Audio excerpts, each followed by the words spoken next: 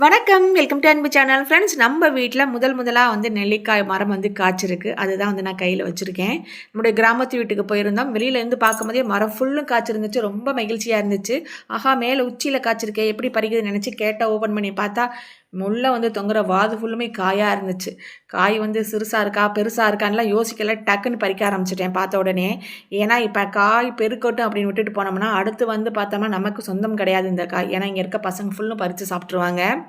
நம்ம வீட்ல வந்து கொய்யா, மாதுளைலாம் நெறையா பூத்து காய்ச்சிருக்கும். பார்த்துட்டு அடுத்து வந்து பார்க்கும்போது ஒரு காய் கூட அதில இருக்காது. எல்லாம் பசங்க பறிச்சு சாப்ட்டுருவாங்க. அதனாலேயே இந்த காய வந்து பெருக்கட்டும்னு நெனைக்கல. உடனே பார்த்த உடனேயே பறிக்க ஆரம்பிச்சுட்டேன். ஏன்னா, அது ரொம்ப கஷ்டப்பட்டு வளர்த்த மரம். இங்க இருக்க எல்லா செடி, மரங்களும் என்னோட கையிலே நான் நட்டு கஷ்டப்பட்டு தண்ணி ஊத்தி வளர்த்த மரம். இது வந்து பூத்து காய்க்கவும் அவ்வளோ ஒரு மகிழ்ச்சியா இருந்துச்சு.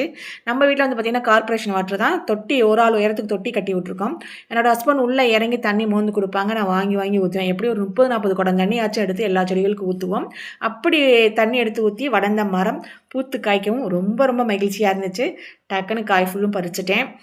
மேல நெறைய காய் இருக்கு. அந்த காய் நமக்கு சொந்தம் இல்லன்னு தான் நெனைக்கிறேன். இப்போதைக்கு இந்த காய் மட்டும் நம்ம வந்து வீட்டுக்கு எடுத்துட்டு போலாம். இதோட இன்னும் பெருசா வருமா என்னன்னு தெரியல. நான் வந்து சின்னதா இருக்கும்போதே பறிச்சுட்டேன். வீடியோ பிடிச்சா லைக் கொடுங்க, சப்ஸ்கிரைப் பண்ணுங்க, சப்போர்ட் பண்ணுங்க. நன்றி, வணக்கம், டாடா, பாய்.